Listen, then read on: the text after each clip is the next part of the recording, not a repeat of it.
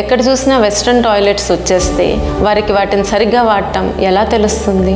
రండి, ఇవాళ వెస్ట్రన్ టాయిలెట్ని కరెక్ట్గా ఎలా ఉపయోగించాలో ఒక్కసారికి తెలుసుకుందాం. ఇక్కడ మనం ప్రధానంగా ఇండియన్ టాయిలెట్కి వెస్ట్రన్ టాయిలెట్కి ఉన్న తేడా తెలుసుకుందాము. ఇండియన్ టాయిలెట్ అనేది తడి ప్రదేశము, అంటే ఇక్కడ మనం మన కాళ్ళ మీద కూర్చొని టాయిలెట్ని ఉపయోగిస్తాం. అందుకని కాళ్ళ మట్టి దానికి అంటుతుంది. తప్పకుండా మనం కాళ్ళు కడుక్కోవడము అలాగే నీటితో టాయిలెట్ని కడగటం చేస్తాము. అదే వెస్ట్రన్ టాయిలెట్లో మనము కుర్చీలో కూర్చున్న విధానంగా కూర్చుంటాము. ఇక్కడ మట్టి అంటే అవకాశం లేదు కాబట్టి ఇక్కడ తడి అనేది చేయకూడదు, తడితో ఏమీ శుభ్రం చేయకూడదు. వెస్ట్రన్ టాయిలెట్ పార్ట్స్: ఇది ట్యాంక్, ఇక్కడ ఫ్లష్, ఇది లిడ్, దీనిని సీట్ అంటారు, ఇది బౌల్, అలాగే ది హెల్త్ ఫాసెట్, అలాగే ఇక్కడ టాయిలెట్ పేపర్ రోల్. దీన్ని వాడకం గురించి చూస్తే ఇప్పుడు మహిళలు యూరిన్కి వెళ్ళేటప్పుడు దీని మీద కూర్చొని వెళ్ళండి. అలాగే పురుషులు వెళ్ళేటప్పుడు ఈ సీట్ని పైకి అనుకొని మీరు టాయిలెట్ని ఉపయోగించండి. ఇది ఉపయోగించిన తర్వాత ఒకవేళ దీని మీద గనక ఏమన్నా యూరిన్ పడితే మీరు మీ ఎడమ చేత్తో ఒక 2 టాయిలెట్ పేపర్ తీసుకొని ఇది క్లీన్ చేసేయండి. ఇది వైప్ చేసి దీనిలో వేసేసి రైట్ హ్యాండ్తో ఫ్లష్ చేయండి. ఫ్లష్ చేశాక ఈ సీట్ని మళ్ళా కిందికి ఉంచండి. మీ తర్వాత కనుక మహిళలు ఎవరన్నా వెళ్తే టాయిలెట్కి కొంచెం నీట్గా ఉంటుంది వాళ్ళకి. ఇక్కడ కొన్ని సైంటిఫిక్ స్టడీస్ ఏం చెప్తున్నాయంటే మగవారు కూడా కూర్చొని యూరిన్కి వెళ్ళడం వల్ల 2 ప్రయోజనాలు ఉన్నాయని సూచిస్తున్నారు. ఒకటి, కొందరిలో ప్రాస్టేట్ గ్రంథి వల్ల పూర్తిగా యూరిన్ ఖాళీ అవ్వదు. అలాంటప్పుడు కూర్చొని వెళ్ళడం వల్ల కొంచెం ప్రెషర్ ఉండి యూరిన్ కంప్లీట్గా ఖాళీ అవుతుంది. దానివల్ల వాళ్ళకి యూరిన్ ఇన్ఫెక్షన్స్ రాకుండా ఉంటాయి. అలాగే రెండో విషయం ఏంటంటే ఇంట్లో ఆడవారు కూడా ఇదే టాయిలెట్, ఒకే టాయిలెట్ వాడుతున్నప్పుడు కూర్చొని వెళ్ళడం వల్ల ఇంట్లోని ఆడవాళ్ళకు కూడా మీ టాయిలెట్ శుభ్రంగా ఉంటుంది. ఇప్పుడు ఆడవారు కానీ మగవారు కానీ టాయిలెట్కి వెళ్తే ఈ సీట్ మీద కూర్చొని వెళ్ళండి. వెళ్ళినాక మీ టాయిలెట్ అయిపోయాక రైట్ హ్యాండ్తో కుడి చేత్తో ఫాసెట్ తీసుకొని ఇది లోపలికి పెట్టి మీరు ఎడమ చేత్తో కడుక్కోండి. కడుక్కున్నప్పుడు ఈ చెయ్యి కూడా ఇక్కడే కడుక్కోండి. కడుక్కొని ఈ చుక్కలు ఉన్నాయి కదా, ఇవన్నీ ఇక్కడ పడిపోయే వరకు 1 సెకండ్ ఇట్లా అని తర్వాత హెల్త్ ఫాసెట్ని తిరిగి దాని స్థానంలో పెట్టండి. ఇప్పుడు మీరు గుర్తుంచుకోవాల్సిన విషయం, ఎడమ చేతిని ఎక్కడ మీరు టాయిలెట్ వేరే చోట్ల టచ్ చేయకండి సోప్తో కడుక్కునే వరకు. ఒకవేళ ఇది చేసినప్పుడు మీకు దీని మీద ఏమన్నా నీటి చుక్కలు కానీ ఏమన్నా పడినట్టయితే ఒక 2 టాయిలెట్ పేపర్స్ తీసుకొని నీట్గా దీనిని తుడిచి ఇప్పుడు ఫ్లష్ చేయండి. మీ కుడి చేత్తోనే రైట్ హ్యాండ్తో ఫ్లష్ చేయండి. ఇప్పుడు సింక్ దగ్గరికి వచ్చి మీ కుడి చేత్తో ట్యాప్ యూజ్ చేయండి. తడుపుకొని కుడి చేత్తోనే సోప్ తీసుకోండి. అలాగే ఒక 20 సెకండ్లు చేతుల్ని శుభ్రంగా కడుక్కోండి. కడుక్కుంటున్నప్పుడు రింగ్స్ ఉన్నా కొంచెం లూజ్ చేసుకొని వాటి కింద కూడా కడగండి. ఈ కడగడం అయిపోయాక ఈ ఎక్స్ట్రా ఉన్న నీళ్ళని ఇక్కడే చిలకరించేసేయండి, లేకపోతే ఇదంతా కింద పడతాయి. ఇప్పుడు టిష్యూ పేపర్ తీసుకొని చేతుల్ని శుభ్రంగా క్లీన్ చేసుకోండి. నాప్కిన్ ఉంటే నాప్కిన్తో చేసుకోండి. మిగిలిన పేపర్తో ఇక్కడ ముఖ్యంగా ట్రైన్లో కానీ ఎయిర్పోర్ట్స్లో కానీ ఫ్లైట్స్లో కానీ క్లీన్ చేసేసి డస్ట్బిన్లో పడేయండి. ఇక్కడ మనం టాయిలెట్లో చేయకూడని విషయాలు కూడా తెలుసుకుందాం. ముఖ్యంగా ఒకటి, దీని మీద కూర్చునే ముందు చాలామంది నీళ్లతో కడగటం చూస్తాం. నీళ్లతో కడగకూడదు.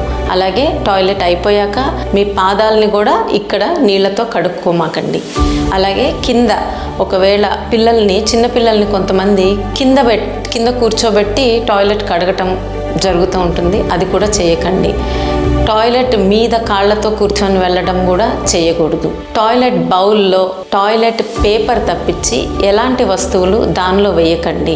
టాయిలెట్ పేపర్ కూడా 2 షీట్లు వాడటం మంచిది. అంతకన్నా ఎక్కువ వేస్తే దానిలో జామ్ అయిపోయే ప్రమాదం ఉంది. అలాగే ఇక్కడ ఫ్లష్ చేశాక మీరు ఫ్లష్ చేశాక 1 సెకండ్ ఆగి చూడండి. క్లియర్గా ఫ్లష్ అవ్వకపోతే 1 నిమిషం ఆగితే ఈ ట్యాంక్ మళ్ళీ నిండుతుంది నీళ్ళతో. అప్పుడు రెండోసారి ఫ్లష్ చేయండి.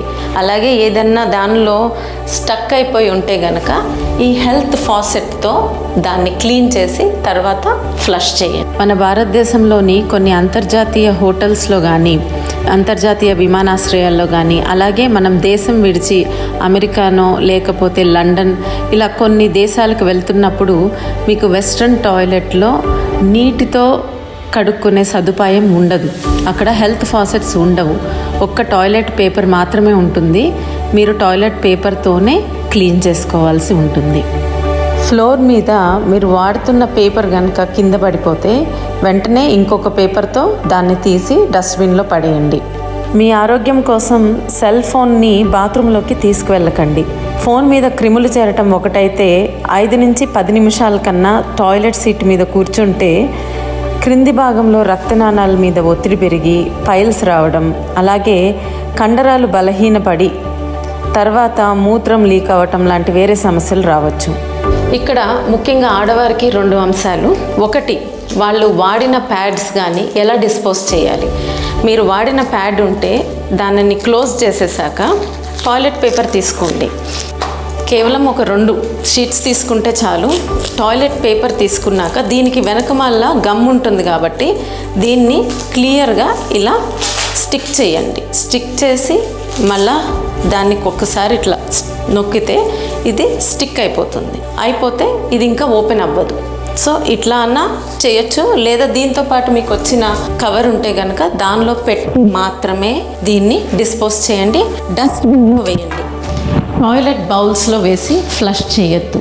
అలాగే చిన్నపిల్లలు కానీ మహిళలు ముఖ్యంగా వాళ్ళు టాయిలెట్కి వెళ్ళాక క్లీన్ చేసుకునేటప్పుడు ముందు భాగం నుంచి వెనక భాగం వైపుకి క్లీన్ చేసుకోండి. ఎందుకంటే మహిళలకి చాలా సున్నితంగా ఉంటుంది, తేలికగా యూరిన్ ఇన్ఫెక్షన్స్ వస్తాయి. సో మహిళలు టాయిలెట్ అయ్యాక కంపల్సరీ ముందు నుంచి వెనక వైపుకి క్లీన్ చేసుకోవాలి. అలాగే తల్లిదండ్రులు, ఆడపిల్లలు ఉన్న వాళ్ళు పిల్లలు మనల్ని అడుగుతారు అనుకుంటాం, కానీ చాలా విషయాలు వాళ్ళు మనల్ని అడగరు. ముఖ్యంగా ఆడపిల్లలు విడియపడతారు తల్లి దగ్గర అయినా కూడా. సో మీరు ఈ శానిటరీ ప్యాడ్ని ఎలా డిస్పోజ్ చేయాలి, టాయిలెట్ అయ్యాక ఎలా కడుక్కోవాలి, ఇవన్నీ దయచేసి మదర్స్ కొంచెం ఒకసారి పిల్లలకి చూపించండి. ఇప్పుడు ఆర్గనైజేషన్స్ కానీ రెస్టారెంట్స్ కానీ వాళ్ళకి చిన్న సూచనలు. మీరు కనీసం 10 నుంచి 15 మందికి ఒక టాయిలెట్ ఉండాలి. ఆ టాయిలెట్లో వెస్ట్రన్ టాయిలెట్ పెట్టినట్టయితే కంపల్సరీ టాయిలెట్ పేపర్ని ప్రొవైడ్ చేయండి. అలాగే టాయిలెట్ డస్ట్బిన్స్ కూడా ఎంతమంది వస్తారు దానికి అనుగుణంగా పెద్ద సైజ్ డస్ట్బిన్స్, కవర్ ఉన్న డస్ట్బిన్స్ని ప్రొవైడ్ చేయాలి. అలాగే క్లీనింగ్ మినిమం రోజుకి 2 నుంచి 3 సార్లు క్లీనింగ్ చేసేవాళ్ళు, డస్ట్బిన్ని ఖాళీ చేసేవాళ్ళు కంపల్సరీగా ఉండేటట్టు చూసుకోండి.